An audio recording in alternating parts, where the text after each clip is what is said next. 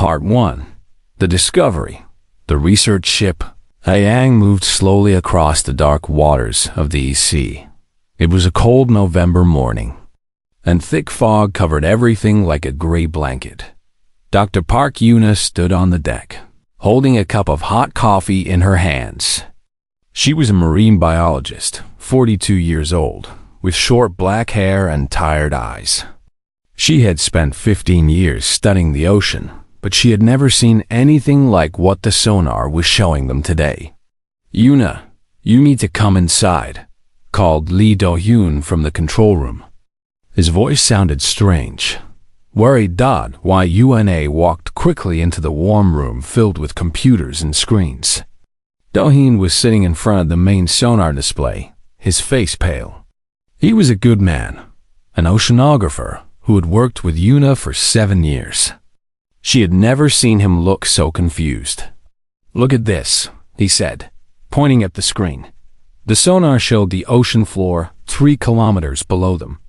There were the usual things: rocks, sand, small hills. But in the center of the screen was something that should not exist. It was a perfect oval shape, 200 meters long. The edges were too straight, too clean. Nature did not make shapes like this. "What is that?" Yuna whispered. "I checked the equipment 3 times, Do-hyun said. "It is not a mistake. There is something down there. Something big." Yuna felt her heart beating faster. Her mind tried to find a normal explanation. Maybe it was a submarine that had sunk long ago. Maybe it was a strange rock formation.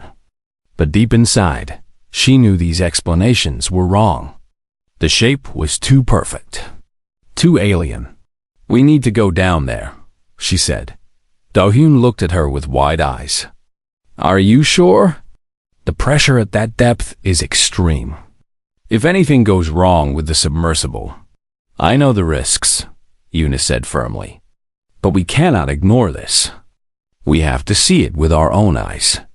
2 hours later, Yuna and Do-hyun were inside the small submersible, beginning their long descent into the darkness. The light from the surface disappeared quickly, and soon they were surrounded by complete blackness. Only the small lights of the submersible showed them the way. Yuna watched the depth meter. 1 kilometer. 2 kilometers. The water outside was freezing cold, and the pressure was immense. The submersible groaned and creaked, but it held together. They had done this many times before, but today felt different. Today, something was waiting for them down at 2.5 kilometers. They started to see strange lights below them. Soft blue-green lights that moved and pulsed like a heartbeat. Yuna leaned forward, pressing her face against the thick glass window. "What is that?" Do-hyun asked, his voice barely a whisper.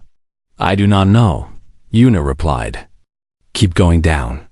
The lights grew brighter as they descended. And then, finally, the object came into view. Yuna stopped breathing. It was a ship. Not a human ship, she knew that immediately. The hull was black, darker than anything she had ever seen, like a piece of the night sky had fallen into the ocean.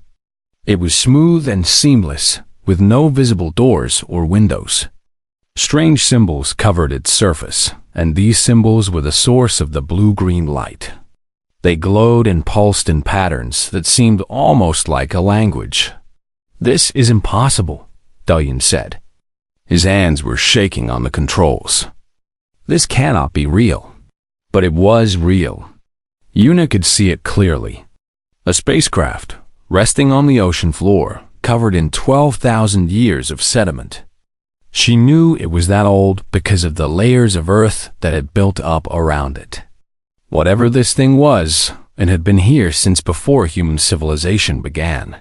"We need to document everything," Yuna said, forcing herself to stay calm. She grabbed the camera and started taking pictures. Her hands were trembling, but she did not stop. They circled the ship slowly, recording every detail. The craft was partially buried in the sand, tilted to one side as if it had crashed rather than landed. There were no signs of damage on the hull, no cracks, no dents, no rust. After 12,000 years underwater, the ship looked like it had arrived yesterday. "Yuna," Do-hyun said suddenly, "look at the symbols. They are changing." She looked where he was pointing. He was right. The glowing symbols on the hull were moving faster now, pulsing with greater intensity. It was as if the ship knew they were there, as if it was waking up. "We need to surface," Do-hyun said. "We need to report this immediately." Yuna nodded slowly. She took one last look at the alien ship, burying the image into her memory. She knew that after today, nothing would ever be the same. This discovery would change the world. It would change everything humans believed about their place in the universe. The journey back to the surface felt like a dream. Yuna's mind was racing with questions. Who had built this ship? Where had they come from? Why had they come to Earth? And most importantly, what had happened to them? When they finally reached the Haeyang, the crew immediately noticed that something was wrong. Yuna and Do-hyun were pale and silent, their eyes filled with a mixture of fear and wonder.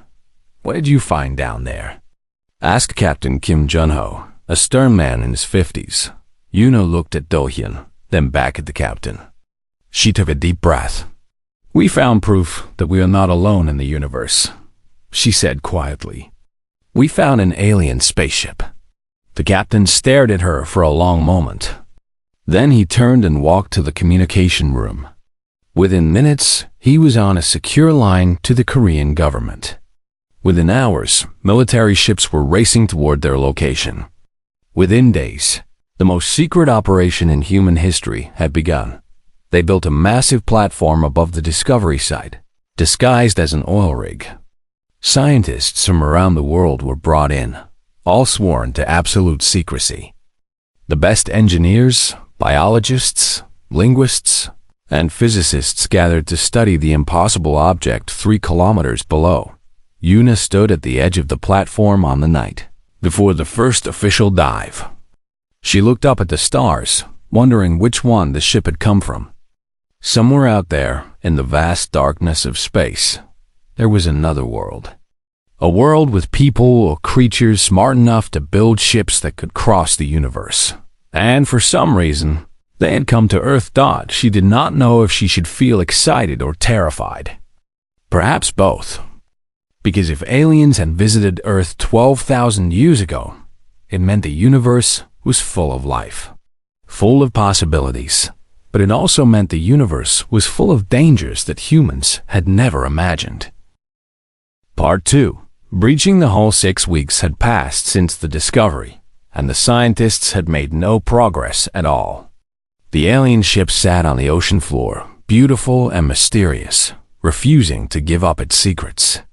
Every tool humanity possessed had failed to open it. Kang Ji-woo watched from the observation deck as another team returned from the depths. Their faces told the story before they said a single word. Failure. Again. Ji-woo was 28 years old, a materials engineer from the Korea Advanced Institute of Science and Technology. She was young compared to most of the scientists on the platform, but her brilliant mind had earned her a place on the team. She had spent her whole career studying metals and materials, trying to understand how things were made. But the alien hull was like nothing she had ever seen. The plasma torch did nothing, reported Dr. Han Minho, the lead engineer. He was a large man with gray hair and a permanent frown. "We use temperatures that can cut through steel like butter." The hull did not even get warm. The room fell silent. Everyone knew what this meant. They had tried everything: diamond drills, laser cutters, explosives, acids. Nothing worked. The alien metal was completely indestructible. "Perhaps we are approaching this wrong," said Dr. Bae Sun-ho, the team's xenobiologist. He was a thin man with round glasses and a gentle voice. "We keep trying to force our way in. But what if the ship does not want to be forced? What if it wants to be asked?" Some of the scientists laughed, but Ji-woo did not. She had been thinking the same thing. During her dives to study the hull, she had noticed something strange. The glowing symbols on the surface responded differently to different touches. When she wore thick gloves, the symbols barely moved. But when she accidentally brushed the hull with her bare finger, the symbols had flared bright, almost as if they were excited. "I have an idea," Jiwoo said quietly. Everyone turned to look at her. Dr. Park Yuna, who had become the unofficial leader of the scientific team, nodded encouragingly. "Go on," Yuna said. Jiwoo walked to the large screen that showed images of the ship. "Look at the symbols," she said, pointing. "They are not just decorations.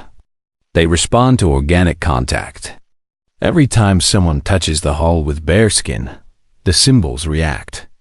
I think—" She paused, gathering her courage. "I think the ship is trying to communicate with us. It is not a lock that needs to be broken. It is a door that needs to be greeted." The room was silent for a moment. Then Dr. Han laughed loudly. "You want us to knock politely and ask the alien ship to let us in?" he said mockingly. "This is science, not a fairy tale." But Yuna was looking at Jiwoo with interest.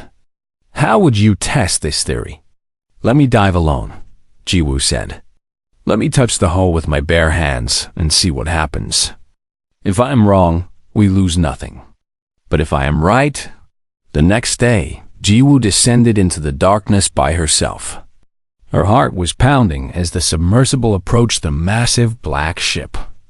The symbols were glowing softly, pulsing in their eternal rhythm. She felt like she was approaching a sleeping giant dot. She guided the submersible to the center of the hull, where the symbols were brightest. Then she put on her diving suit and entered the airlock.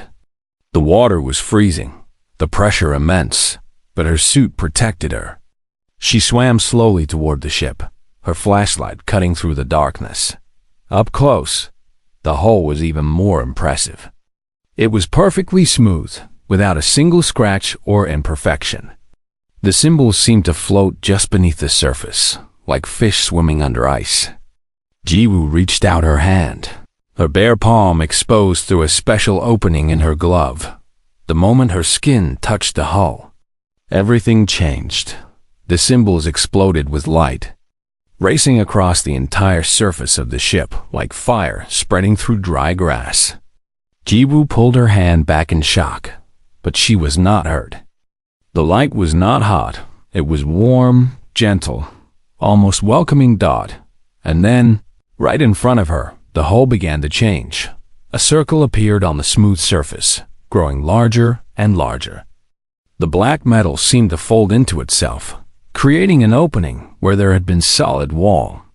Within seconds, a doorway stood before her, a perfect circle of darkness leading into the heart of the ship. Jiwoo floated there, unable to move. She had been right. The ship had been waiting, not for force, but for a simple touch. A greeting. "Control, are you seeing this?"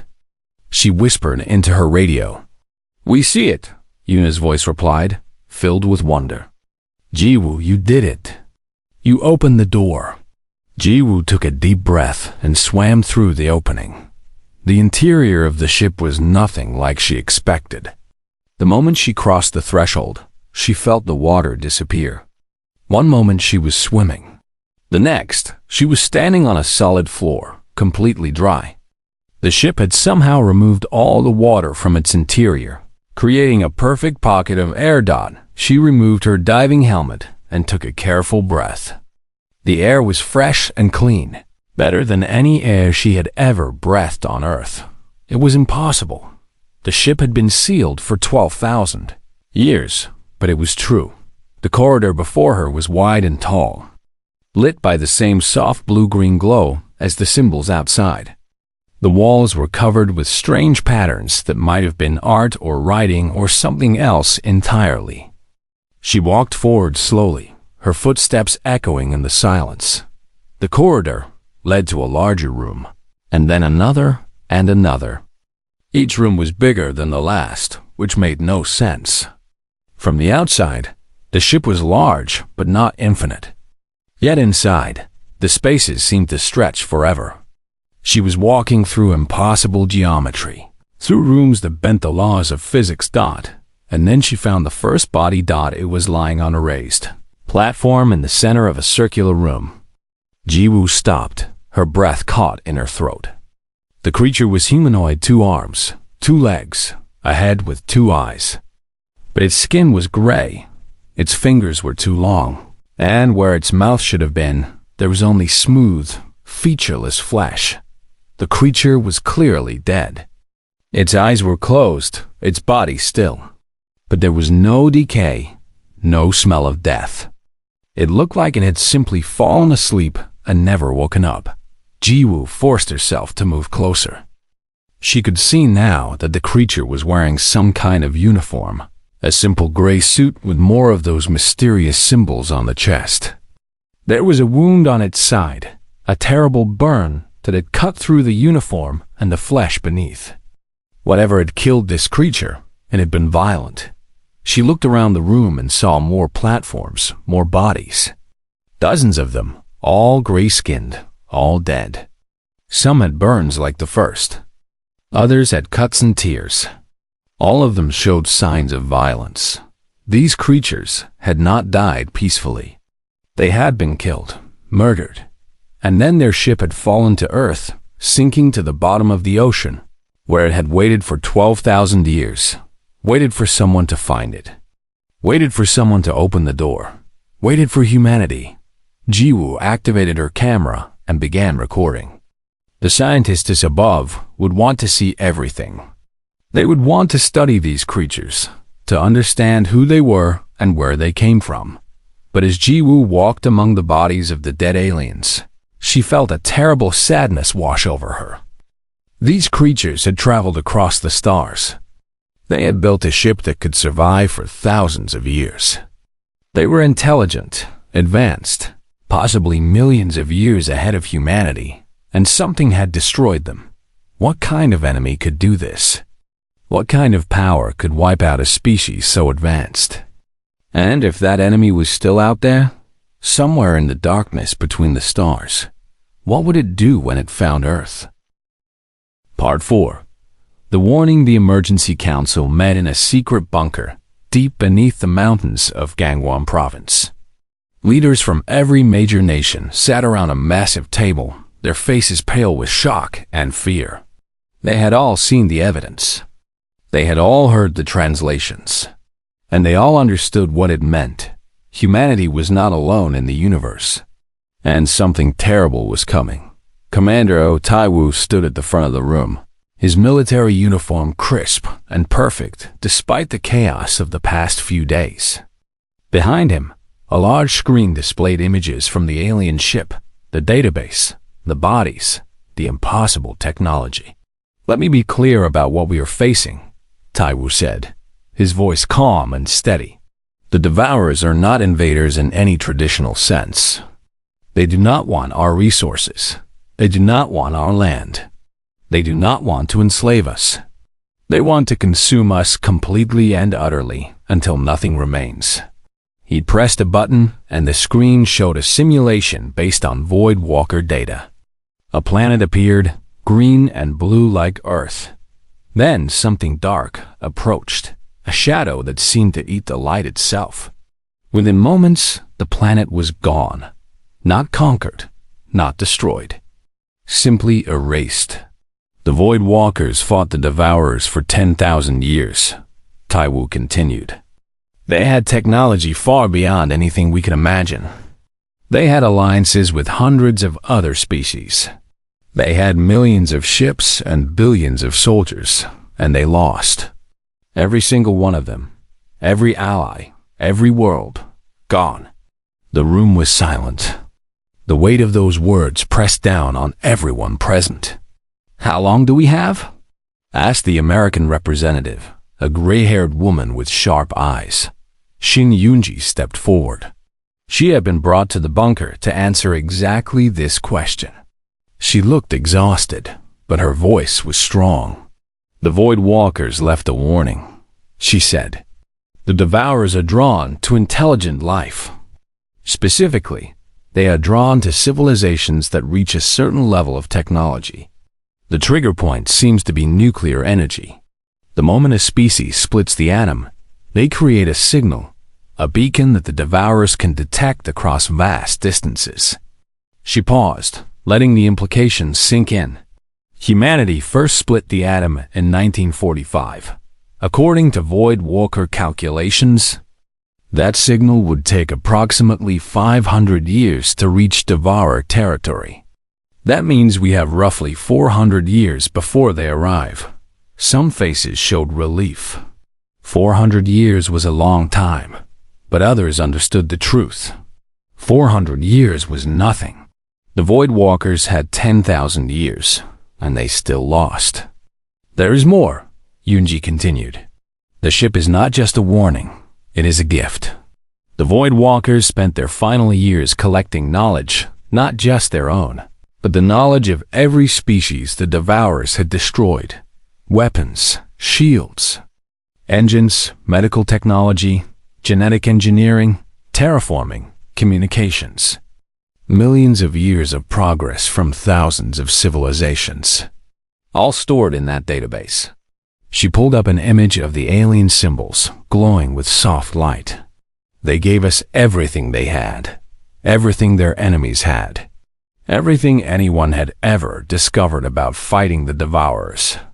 Because they believed that if any species could use this knowledge, if any species could adapt it, improve it, and actually win, it would be us. Dr.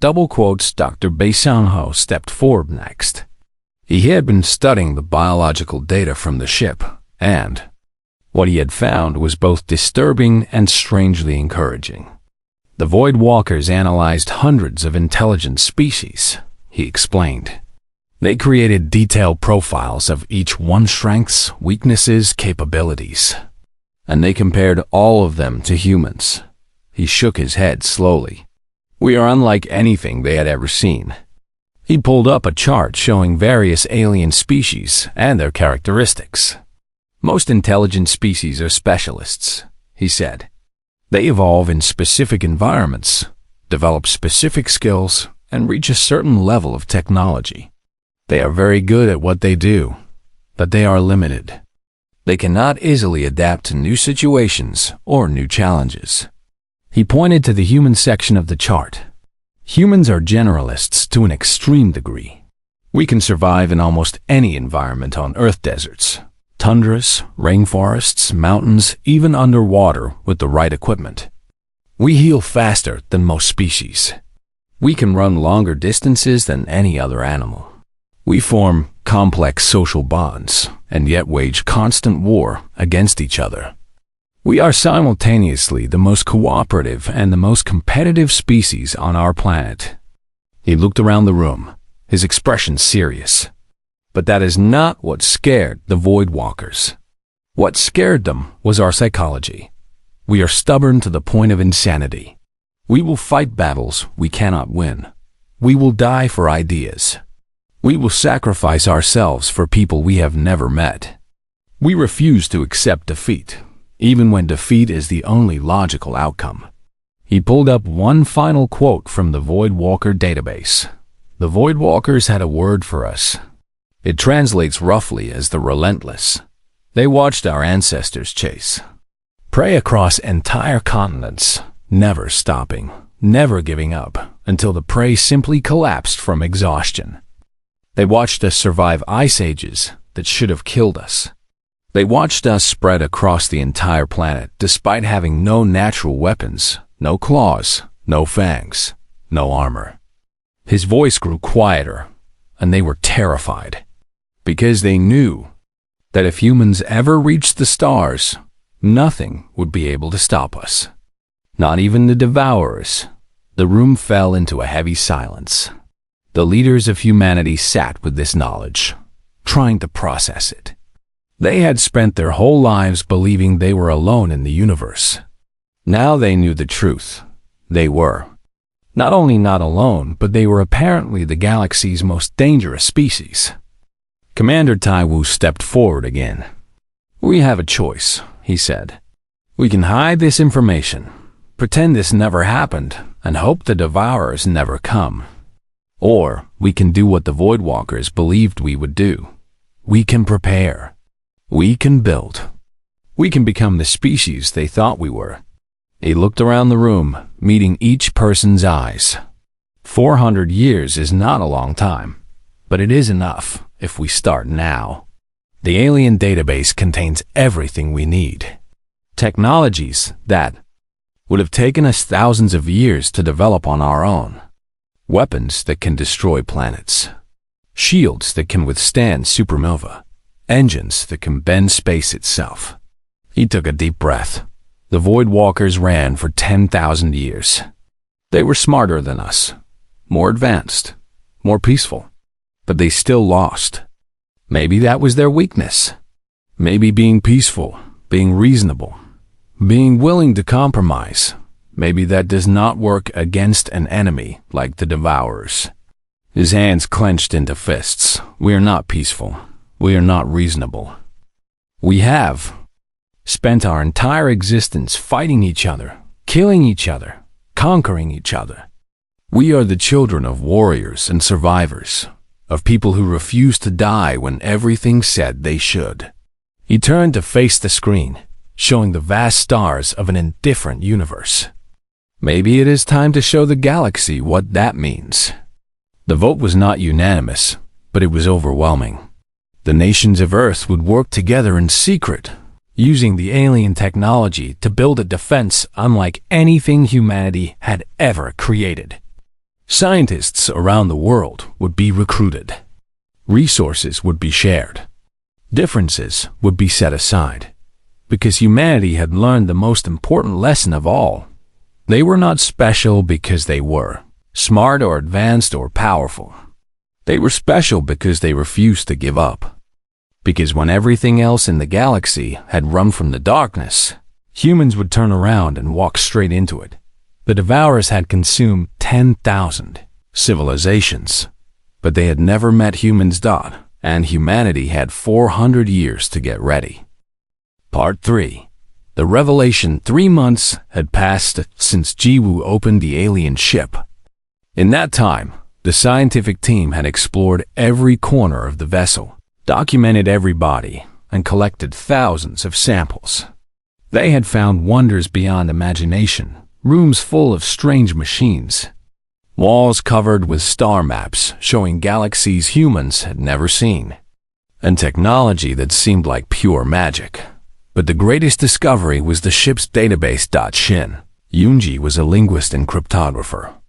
35 years old, with dark circles under her eyes from too many sleepless nights. She had spent her entire career studying dead languages, ancient scripts that no living person could read. She had decoded messages from civilizations that had disappeared thousands of years ago. But the alien language was the greatest challenge she had ever faced. The database was stored in a room at the heart of the ship. Thousands of symbols floated in the air, projected by some invisible technology. When Yoonji touched a symbol, it expanded into more symbols, which expanded into more, like an infinite library of glowing text. The amount of information was overwhelming. It would take 100 lifetimes to read it all, but Yoonji was patient, and she was brilliant. Day after day, she studied the symbols, looking for patterns. She compared them to the symbols on the walls, on the uniforms, on the strange machines. Slowly, painfully, she began to understand. The first word she decoded was home. The second was enemy. The third was death. After that, the translation became easier.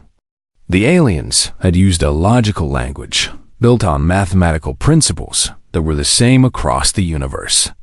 Once Yoonji understood the basic structure, she could decode more and more. Sentences became paragraphs. Paragraphs became pages. Pages became stories. And what stories they were. Yoonji called an emergency meeting on a cold winter morning. The entire scientific team gathered in the main conference room. Dr. Park Yuna, Kang Ji-woo, Dr. Bae Sun-ho, and dozens of others. Military officers stood along the walls, their faces serious. Commander Otaiwu, the government's representative, sat at the head of the table with his arms crossed. I have translated enough of the database to understand who these creatures were. Yunji began, her voice steady despite her exhaustion. They called themselves the Voidwalkers. They were an ancient species, millions of years old. They had spread across the galaxy, building cities on thousands of worlds. They were peaceful, intelligent, and kind. She paused, taking a deep breath, and they were running for their lives. Yunji pressed a button, and a holographic image appeared above the table. It showed a galaxy, not the Milky Way, but somewhere far away. Red dots covered the image like a disease, spreading from the center outward. 10,000 years ago, the Voidwalkers encountered an enemy. They called this enemy the Devourers. The name is accurate. The Devourers did not conquer or enslave. They consumed. They ate entire planets, entire star systems. Nothing could stop them. Nothing could slow them down. The room was completely silent. Everyone stared at the spreading red dots, watching as they swallowed world after world. The Voidwalkers tried everything. Yunji continued. They formed alliances with other species. They built weapons of unimaginable power. They sacrificed millions of lives. But nothing worked. The Devourers were not living creatures in any way we understand. They were more like a force of nature, unstoppable, relentless, eternal. What happened to them? Yuna asked quietly. The Voidwalkers, I mean. They were destroyed, Yunji said simply. Every colony, every city, every ship. The Devourers hunted them across the galaxy until none were left. This ship. She gestured around them. This ship contains the last survivors. They fled here to Earth, hoping to hide. But they were already dying when they arrived. Their wounds were too severe. They crashed into the ocean and never came out. Commander Taiwu leaned forward. Why Earth? Of all the planets in the universe, why did they come here? Yunji hesitated.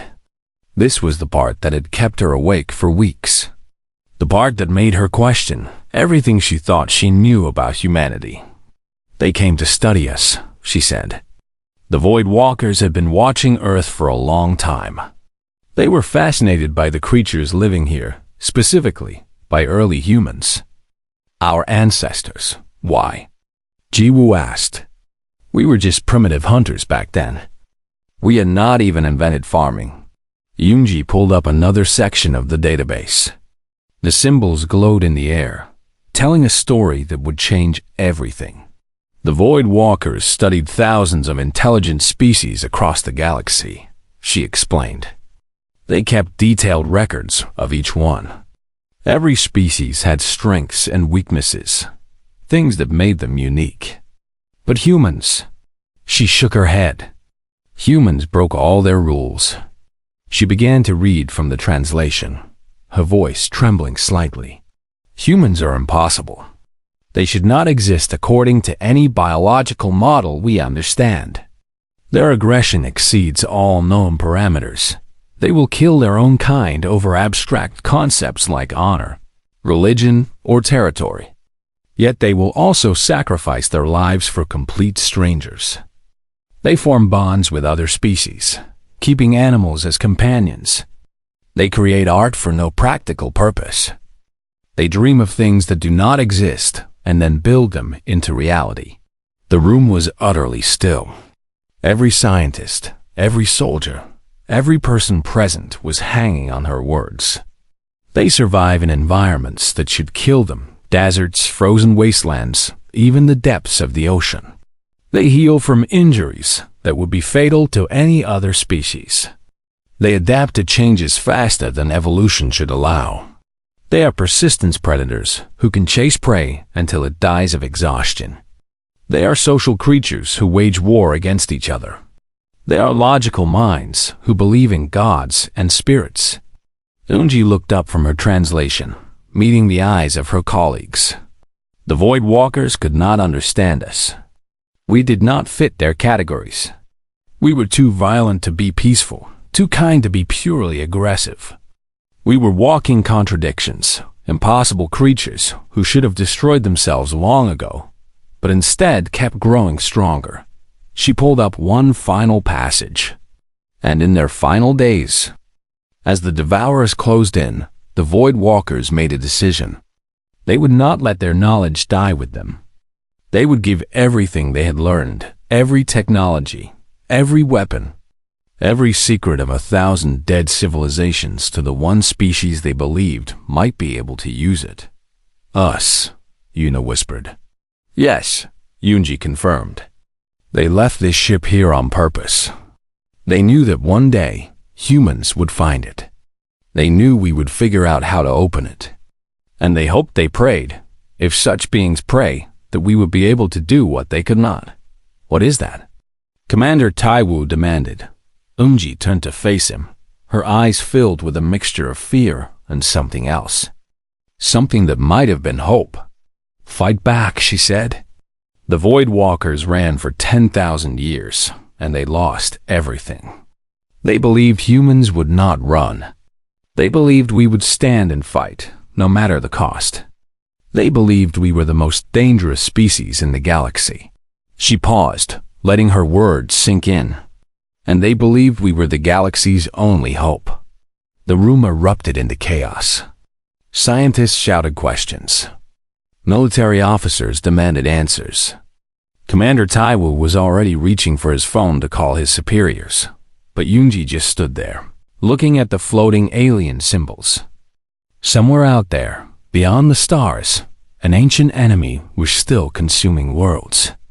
It had destroyed civilizations that had existed for millions of years. It had wiped out species that were far more advanced than humanity. And now, according to the Void Walkers, that enemy was coming for Earth.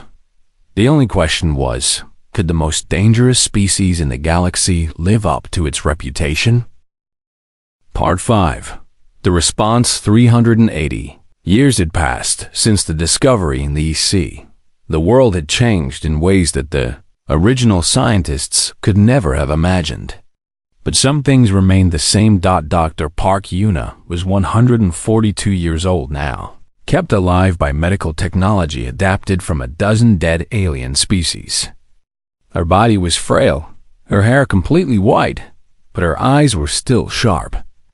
She stood on the observation deck of the orbital station, looking down at the Earth she had spent her life protecting. Behind her, ships were launching. Not small ships like the ones humanity had built before. These were massive vessels, each 1 kilometers long, bristling with weapons that could crack moons. They were ugly by any aesthetic standard, brutal, practical, covered in armor and guns rather than the smooth elegance of the Void Walker craft. But they were powerful. More powerful than anything the galaxy had ever seen. Kang Jiwoo stood beside her old mentor. At 98, she was still working, still building, still pushing the limits of what was possible. She had personally designed the engines that would carry humanity to the stars. Do you think we are ready? Yuna asked softly. Jiwoo considered the question carefully. She thought about the decades of work, the breakthroughs and failures, the arguments and agreements, the trillions of hours spent by millions of people preparing for this moment. She thought about the alien database, now completely translated and incorporated into human technology. She thought about the weapons that could destroy planets and the shields that could withstand the fury of a sun. But more than anything, she thought about the people. We are as ready as we can be, she said finally. The technology is solid. The fleet is complete. But you know as well as I do, technology is not what will decide this war. Yuna nodded slowly. She had learned that lesson long ago, in a cold room surrounded by the bodies of creatures far more advanced than humans. The Void Walkers had had better technology. It had not saved them. Will the people fight? Yuna asked. They will, Jiwoo said with certainty. I have seen it in every factory, every laboratory, every training camp. When you tell humans they cannot win, something strange happens. They do not give up. They get angry. They work harder. They refuse to accept the possibility of failure. She smiled slightly. The Void Walkers were right about us. We are insane by any rational standard. But maybe that is exactly what the galaxy needs. The main fleet began to move, thousands of ships arranging themselves into formation. At their center was the flagship, a massive vessel named the Relentless in honor of the Void Walker word for humanity. Admiral Chohana commanded from its bridge.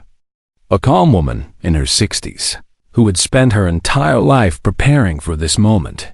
She looked at the faces of her crew, men and women from every nation on Earth, united by a purpose greater than any border or flag. They were engineers and soldiers, scientists and pilots. They were the children of a species that had crawled out of caves and conquered their planet. And now they were about to conquer the stars. "Open a channel to all ships," Hana ordered. Her communications officer nodded. "Channel open, Admiral." Hana took a breath. This was the moment she had been born for. The moment all of humanity had been preparing for since that first submersible descended into the darkness of the East Sea. "This is Admiral Chohana of the Terran Defense Initiative," she began. 380 years ago, we found a ship at the bottom of our ocean. Inside that ship were the last survivors of a species called the Void Walkers. They had been running from an enemy called the Devourers for 10,000 years. They ran across entire galaxies. They sacrificed everything they had. And in the end, they lost anyway. She paused, letting her words reach every ship, every station, every corner of human space. They came to Earth because they believed in us. They believed that humans were different. They believed we were too stubborn, too aggressive, too crazy to run. They left us their technology, their weapons, their knowledge. And they left us with a simple message: fight back. Her voice grew stronger. Today, we answer their message. The Devourers have consumed 10,000 civilizations. They have destroyed species that existed for millions of years. They believe nothing can stop them. They believe they are invincible. A fierce smile crossed her face. They have never met humans. The fleet began to move. Ships accelerating toward the edge of the solar system where the first Devourer scouts had been detected. It had taken the enemy a little longer to arrive than the Void Walkers had predicted. Humanity had used every extra year to build and prepare. Now the time for preparation was over. Now was the time for war. On the observation deck, Yuna and Jiwoo watched the fleet disappear into the darkness. Around them, other elderly scientists had gathered, the original team from the Haiyang, those who had first opened the alien ship, those who had translated its secrets. They were all ancient now, kept alive by technology to see this moment. "I never thought I would live to see this day," said Shin Yunji, now 115 years old. She had spent 50 years translating the alien database, and she knew more about the galaxy than any other human alive. All those years ago, when I first read the Void Walker warning, I thought we were doomed. How could we possibly fight something that had destroyed so many? "We are human," Jiwoo said simply. "We do impossible things. It is what we do." Yunji smiled. "The Void Walkers called us the Relentless. But I think they missed us something. It is not just that we do not give up. It is that we cannot imagine giving up. The concept does not exist for us. When we face an obstacle, our only response is to push harder." She looked up at the stars, where humanity's fleet was racing toward its destiny. Maybe that is why we survived all those ice ages. Maybe that is why we conquered every corner of our planet. And maybe, just maybe, that is why we will be the ones to finally stop the Devourers. The first battle happened 3 months later. On the edge of an empty star system that humanity had claimed as their forward base. The Devourers arrived like a shadow, a darkness that seemed to swallow light itself. They were nothing like anything humans had ever seen, not ships or creatures, but something else entirely. Something that existed outside normal physics. The Voidwalkers had run from this enemy for 10,000 years. Humanity attacked. The battle lasted for 3 days. Ships were destroyed. Lives were lost. The darkness pressed in from all sides, trying to consume everything in its path. But for every human ship that fell, 10 more took its place. For every soldier who died, 100 more stepped forward. The humans did not retreat. They did not negotiate. They did not run. They fought. And when the darkness finally retreated, pulling back into the void between stars, something unprecedented had happened. For the first time in millions of years, the Devourers had been pushed back. For the first time ever, they had met an enemy that did not run away. News of the victory spread across human space like wildfire. On Earth, people celebrated in the streets. On the orbital stations, workers cheered. On the ships of the fleet, soldiers wept with relief and joy. But Admiral Chohana did not celebrate. She knew this was only the beginning. The Devourers would return stronger, more numerous, more determined. The war would go on for years, perhaps decades. Many more would die before it was over. But she also knew something else. She knew what the Voidwalkers had believed, and she knew they were right. Humans were impossible creatures. They were stubborn and aggressive, and utterly unwilling to accept defeat. They had survived everything their planet had thrown at them. They had conquered their world and reached for the star's dot, and now they would conquer the darkness itself, because that was what humans did. They stayed. They fought. They won dot, and the galaxy would never be the same dot in the records of the species that survived the long war records that would be studied by civilizations not yet born. Humanity earned many names. The relentless, the stubborn, the impossible. But the name that stuck, the name that would echo across millennia, was simpler than all of these. They called humans the ones who stayed. When everyone else ran, humans stayed. When hope was lost, humans stayed.